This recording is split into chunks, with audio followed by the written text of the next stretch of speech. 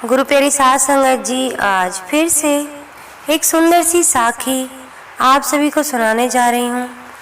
गुरु प्यारी साध संगत जी, आज की जो साखी है वो इस बारे में है कि परमात्मा को मानो तो वो हर जगह है और अगर नहीं मानो तो कहीं भी नहीं।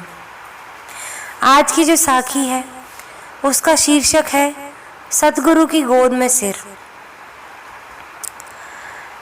आज की कहानी के माध्यम से मैं आपको ये बताना चाहती हूँ कि एक ऐसा इंसान जिसने मान लिया कि मेरे आगे मेरे सतगुरु बैठे हैं, मेरे परमात्मा बैठे हैं, और सच में उसके साथ वैसा होने भी लगा जैसा वो मानता था।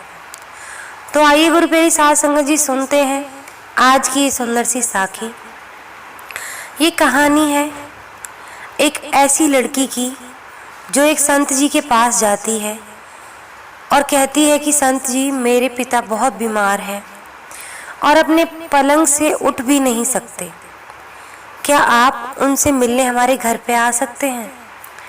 संत जी ने कहा, बेटी मैं ज़रूर आऊँगा। जब संत जी उनसे मिलने आए तो देखा कि एक बीमार और लाचार आदमी पलंग पर दो तकियों पर सिर रखकर लेटा हुआ है, लेकिन एक खाली कुर्सी उसके पलंग के सामने पड़ी थी। संत जी ने उस बूढ़े और बीमार आदमी से पूछा कि मुझे लगता है कि शायद आप मेरे ही आने की उम्मीद कर रहे थे। उस बूढ़े आदमी ने कहा, जी नहीं। आप कौन हैं? मैंने पहचाना नहीं। संत जी ने अपना परिचय दिया और फिर कहा, मुझे ये खाली कुर्सी देखकर लगा कि आपको मेरे आने का अंदाज़ा हो गया है, इसीलिए शायद आपने मेरे लिए एक कुर्सी रखी है, क्योंकि आपको पता लग गया था कि मैं आने वाला हूँ। वो बूढ़े आदमी बोले, संत जी अगर आपको बुरा ना लगे तो क्या आप मेरे कमरे का दरवाज़ा बंद कर सकते हैं? संत जी को थोड़ी हैरानी हुई, फिर भी संत जी ने दरवाज़ा बंद कर दिया। वो बीमार आदमी बोला कि दरअसल इस खाली कुर्सी का राज मैंने आज तक किसी को नहीं बताया, यहाँ तक कि अपनी बेटी को भी नहीं।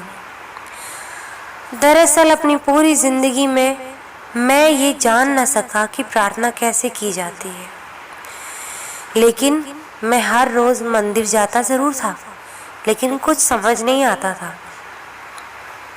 लगभग 4 साल पहले मेरा दोस्त मुझे मिलने आया। उसने मुझे बताया कि हर प्रार्थना भगवान से सीधे ही हो सकती है।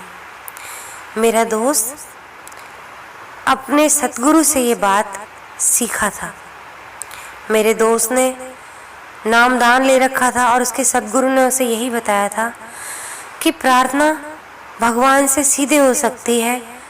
उसी ने उन बुजुर्ग को ये सलाह दी थी कि एक खाली कुर्सी अपने सामने रखो और ये विश्वास करो कि भगवान खुद इस कुर्सी पर तुम्हारे सामने बैठे हैं। फिर भगवान से ठीक वैसे ही बात करना शुरू करो जैसे कि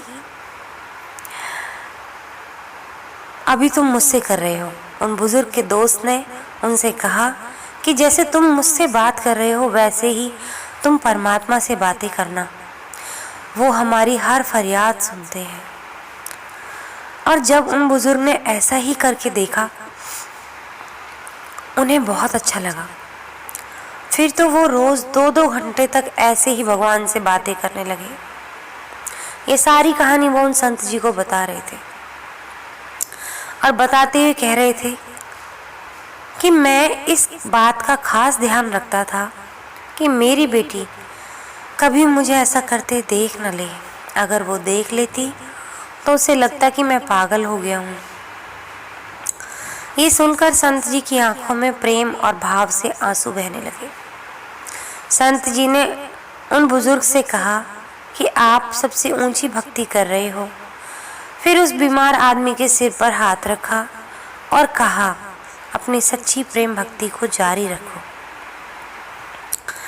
संत जी अपने आश्रम में लौट गए, लेकिन 5 दिन बाद वही बेटी संत जी से मिलने आई और उन्हें बताया कि जिस दिन आप मेरे पिता से मिले थे वो बेहद खुश थे, लेकिन कल सुबह 4 बजे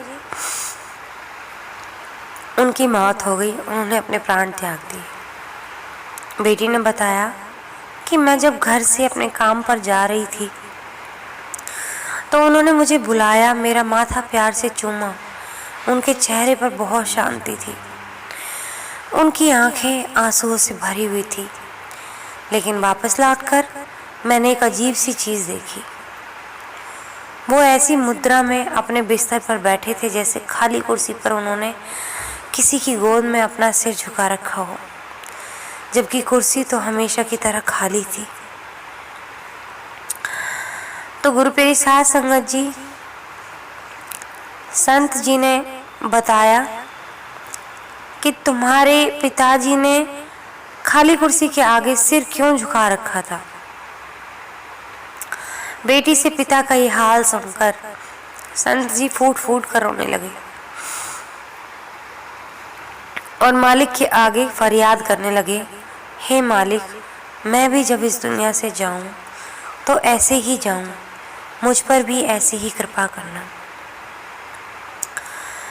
गुरु पेरी साध संगत जी, घर जाकर उस बिटिया को एक खत मिलता है। उस खत में उसके पिता के आखिरी शब्द होते हैं। वो कहते हैं, बेटी, अगर तूने मुझे कभी इस हाल में देखा हो, इस कुर्सी की तरफ देखते हुए, तो शायद तुमने मुझे पागल ज़रूर समझा होगा, लेकिन मैं तो अपने परमात्मा से बात करता था।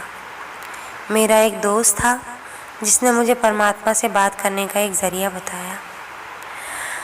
वो भी अपने सतगुरु के पास हर बार नहीं जा पाता था, अपने सतगुरु को अंग संग मानता था। उसके घर से आखिरी चिट्ठी मुझे आई कि जिस तरह से मैं कुर्सी पर देखता रहता हूँ, ऐसे ही वो कुर्सी पर देखता रहता था, अपने सतगुरु को महसूस करता रहता था। और आखिरी समय उसने उस कुर्सी पर सिर रख के अपने प्राण त्याग दिए, बिल्कुल ऐसे ही जैसे उसके सतगुरु उसकी कुर्सी पर बैठे हों और उसका सर अपनी गोद में रखा हुआ। ऐसे ही आज मुझे ऐसा लग रहा है कि मेरे परमात्मा मेरे को गोद में सुलाए हुए हैं और अब मैं हमेशा के लिए उनके पास चला जाऊंगा, यानी कि इस देह को आज मैं त्याग दूंगा और मेरी आत्मा हमेशा उनके पास जाके मिल जाएगी। इस खत को पढ़कर बिटिया रानी बहुत ज़ोर ज़ोर से रोने लगी और उसको भी समझ आ गया कि प्रार्थना और पूजा किस तरह से करनी चाहिए। ज़रूरी नहीं कि हमारे आसपास हमेशा हमारे सद्गुरु हों, हमारे परमात्मा हमारे आसपास फिजिकली प्रेजेंट हों। हम उन्हें महसूस कर सकते हैं, जैसे प्रहलाद ने किया था।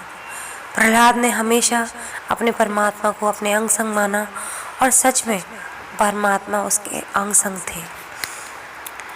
उन्होंने बोला अपने पिता को कि इस खम्बे में भी मेरे परमात्मा है, और सच में खम्बे का सीना फाड़कर भी नरसिंह अवतार में परमात्मा आए।